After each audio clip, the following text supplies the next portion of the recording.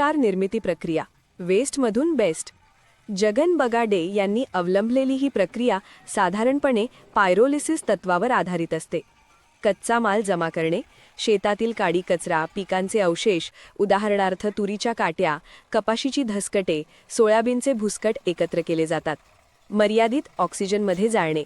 हा कचरा खुल्या जागेत न जाळता विशिष्ट प्रकारच्या खड्ड्यात किंवा लोखंडी बायोचार ड्रममध्ये टाकला जातो. येथे मुख्य अट अशी असते की कचरा जळताना त्याला हवेतील ऑक्सिजनचा पुरवठा अत्यंत कमी असावा. पायरोलिसिस प्रक्रिया उच्च तापमानावर सुमारे 350 डिग्री सेल्सिअस ते 600 डिग्री सेल्सिअस ऑक्सिजनशिवाय कचरा तापवल्यामुळे त्याचे रूपांतर राखेत न होता कोळशात म्हणजेच कार्बनमध्ये होते. कोळसा तयार झाल्यावर त्यावर पाणी मारून तो विझवला जातो. यामुळे त्यातील सेंद्रिय कर्ब टिकून राहतो.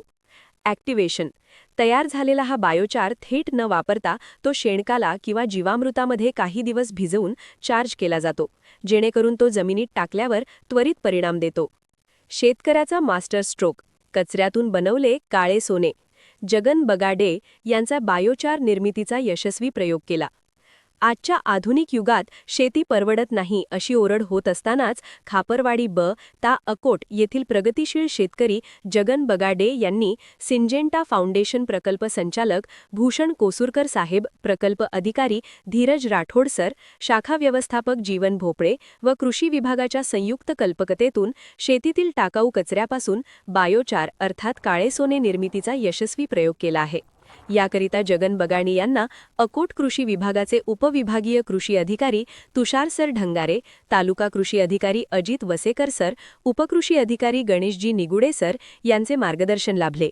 तसेच हा परिसर संपूर्ण खारपाण पट्ट्यात येत असून या प्रयोगामुळे रासायनिक खतांवरील खर्च कमी होऊन जमिनीचा पोत सुधारण्यास मोठी मदत होत आहे.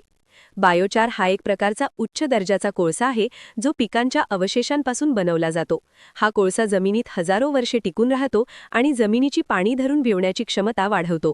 दरवर्षी शेतातील काडी कचरा जाळून टाकण्यामुळे पर्यावरणाचे प्रदूषण होते आणि जमिनीतील उपयुक्त मित्र कीटक मरतात. हे टाळण्यासाठी श्री जगन बगाडे यांनी शास्त्रोक्त पद्धतीने या कचऱ्याचे कोळशात रूपांतर करण्याचे ठरवले. त्यांनी स्वतःच्या शेतात कमी खर्चात बायोचार युनिट तयार केले आहे. या बायोचार निर्मिती प्रयोगाचे अनेक प्रकारचे फायदे आहेत. खतांच्या खर्चात 50% बचत होण्यास मदत मिळते. बायोचारमुळे जमिनीची सुपीकता वाढल्याने रासायनिक खतांची गरज कमी भासते. पाण्याचीही बचत होते. बायोचार जमिनीत स्पंज सारखे काम करतो, ज्यामुळे ओलावा जास्त काळ टिकून राहतो. प्रदूषणमुक्त शेती. कचरा न जाळता त्याचा वापर खत म्हणून केल्याने जमिनीतील कर्ब उत्सर्जन कमी होते. शेतकऱ्यांना आवाहन.